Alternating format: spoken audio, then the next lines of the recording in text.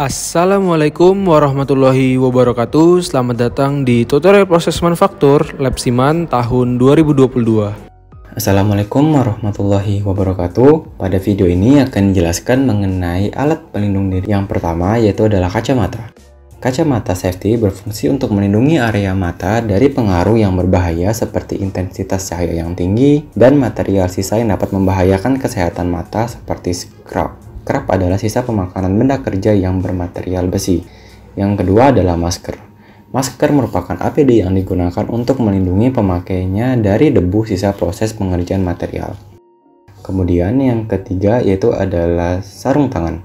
Sarung tangan atau safety gloves merupakan salah satu alat pelindung diri untuk melindungi bagian tangan pada saat melakukan pengerjaan. Sarung tangan berfungsi untuk melindungi tangan dari api, suhu panas, dingin, radiasi, arus listrik, benturan, pukulan, dan tergores dari benda tajam atau kasar. Kemudian ada wear pack. Wear pack adalah salah satu jenis pakaian yang digunakan dengan tujuan agar pemakainya terlindungi dengan baik dari kemungkinan cedera ringan hingga berat. Selain itu, wear pack digunakan untuk melindungi tubuh operator dari scrap. Kemudian yang terakhir yaitu adalah sepatu. Sepatu merupakan APD yang dipakai untuk menghindari resiko kecelakaan pada bagian kaki. Selain itu, untuk menghindari kecelakaan, sepatu juga digunakan untuk meningkatkan efektivitas pergerakan operator pada saat melakukan pengerjaan. Berikut merupakan pakaian APD yang wajib digunakan pada saat pengerjaan tutorial di proses manufaktur. Assalamualaikum warahmatullahi wabarakatuh. Selamat datang pada tutorial batch 2. Kali ini kita akan membuat part iron pole dan juga holder dengan menggunakan mesin hacksaw, mesin bubut, dan 3D print. Dan berikut merupakan proses pembuatan part iron pole.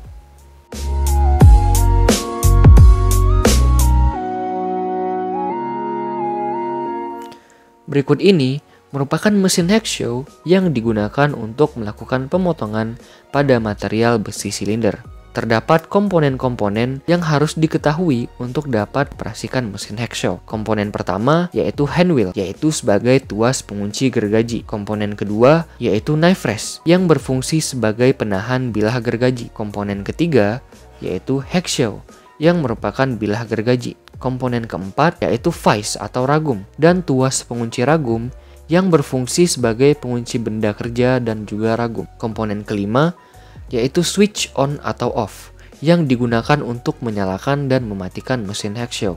Berikut ini merupakan material besi silinder yang digunakan untuk membuat part tiang iron pole. Sebelum melakukan proses pemotongan, siapkan alat bantu berupa spidol dan jangka sorong. Setelah itu, lakukan pengukuran pada material dengan panjang sebesar 65 mm dan berikan garis untuk menandai benda kerja. Langkah pertama, naikkan knife rest dengan menahan handwheel. Kemudian, masukkan benda kerja yang telah diukur pada ragum. Setelah itu, turunkan knife rest hingga bilah gergaji mendekati benda kerja. Sesuaikan garis yang diberikan pada benda kerja dengan bilah gergaji. Selanjutnya, jepit benda kerja pada ragum dengan memutar pengunci ragum hingga terjepit dengan kuat. Langkah berikutnya, nyalakan mesin dengan menekan switch on berwarna hijau dengan posisi operator berada di sisi belakang mesin. Operator tidak diperbolehkan menyalakan mesin apabila berada pada sisi samping mesin, karena dapat menyebabkan operator terkena knife rest yang dapat membahayakan. Pada saat proses pemotongan, terdapat gesekan antara mata gergaji dengan benda kerja. Hal tersebut menimbulkan efek panas yang dapat menurunkan kualitas bilah gergaji, sehingga selama proses pemotongan diberikan coolant secara berkala untuk mendinginkan bagian yang terjadi gesekan.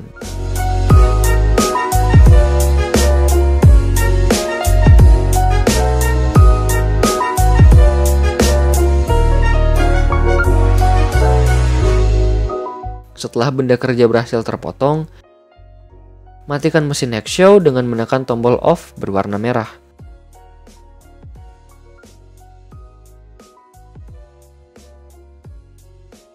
Angkat knife rest dan lepaskan pengunci ragum dan ambil benda kerja yang telah terpotong.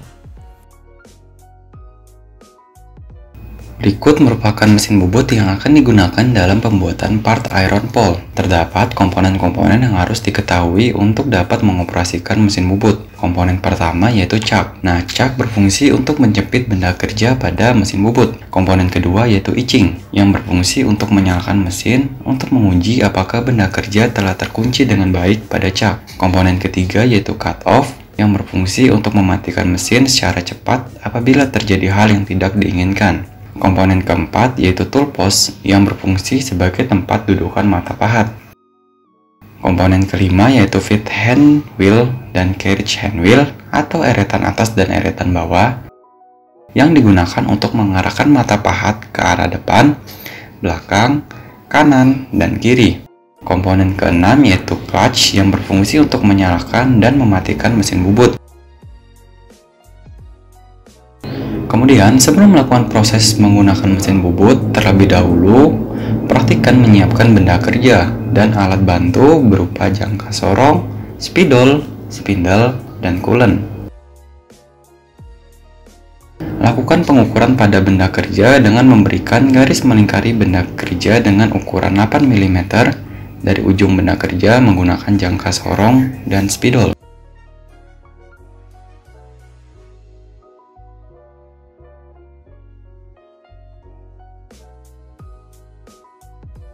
Langkah pertama yaitu melepaskan pengunci chuck menggunakan spindle, lalu masukkan benda kerja yang telah diukur sebelumnya, dan kunci kembali chuck menggunakan spindle.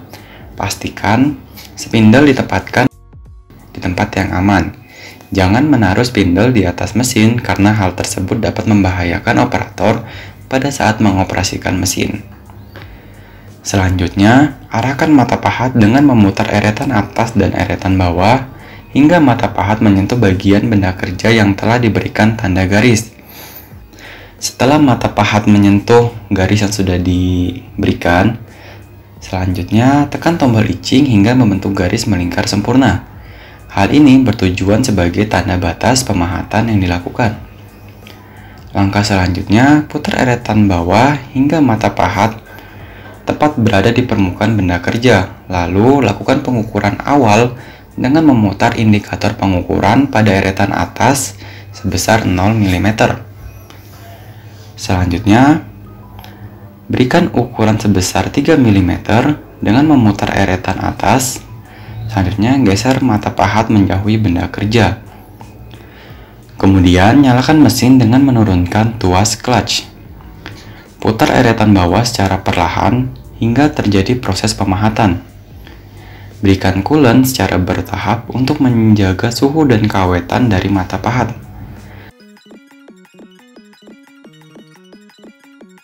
Setelah mencapai batas yang telah diberikan, matikan mesin dan melakukan pengulangan proses pengukuran dan pemahatan dengan ukuran yang sama sebanyak 1 kali dengan memutar indikator pengukuran pada eretan atas sebesar 0 mm.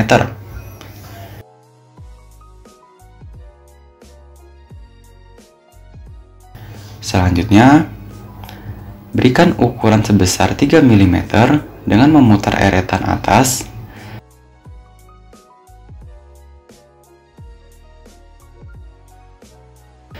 Kemudian, nyalakan mesin dengan menurunkan tuas clutch. Putar eretan bawah secara perlahan hingga terjadi proses pemahatan. Berikan coolant secara bertahap untuk menjaga suhu dan keawetan dari mata pahat.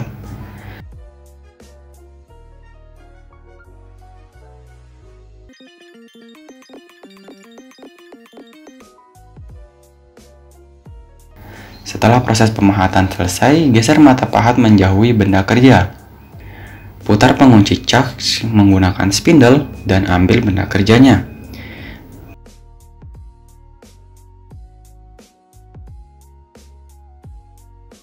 Berikut merupakan part iron pole yang telah teman-teman buat. Berikut ini merupakan mesin 3D printing yang akan digunakan dalam pembuatan holder.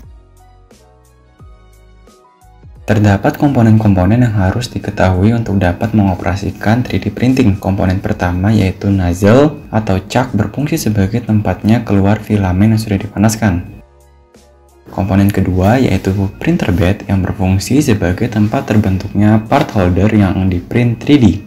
Komponen ketiga yaitu display screen yang berfungsi untuk tempat pengaturan fitur dan perintah untuk menjalankan mesin 3D printing. Komponen keempat yaitu cooling fan yang berfungsi untuk mengatur suhu pada filamen. Sebelum melakukan proses pengeprinan pada mesin 3D printing, terlebih dahulu siapkan memory card yang berisikan file part yang akan di-print dalam format G-code. Langkah pertama yaitu nyalakan mesin dengan menekan tombol switch on off pada mesin. Setelah menyala, panaskan nozzle dengan menekan fitur temperatur pada display screen lalu memilih jenis bahan filamen yaitu PLA. Siapkan PLA dan pasangkan pada penyangga yang berada di atas mesin 3D print. Jika pada suhu nozzle sudah menunjukkan angka sebesar 195 derajat, masukkan ujung PLA ke dalam extruder. Selanjutnya, lakukan homing dan leveling pada display screen untuk melihat apakah nozzle dan printer bed sudah rata apa belum.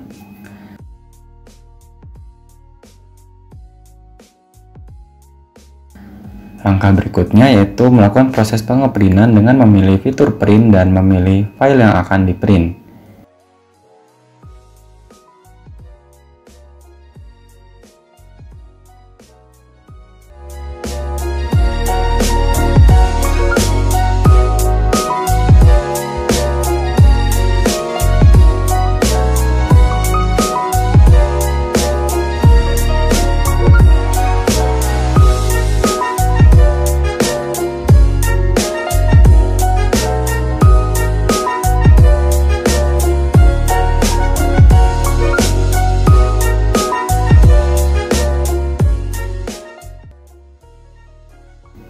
Berikut ini merupakan part holder yang telah di-print.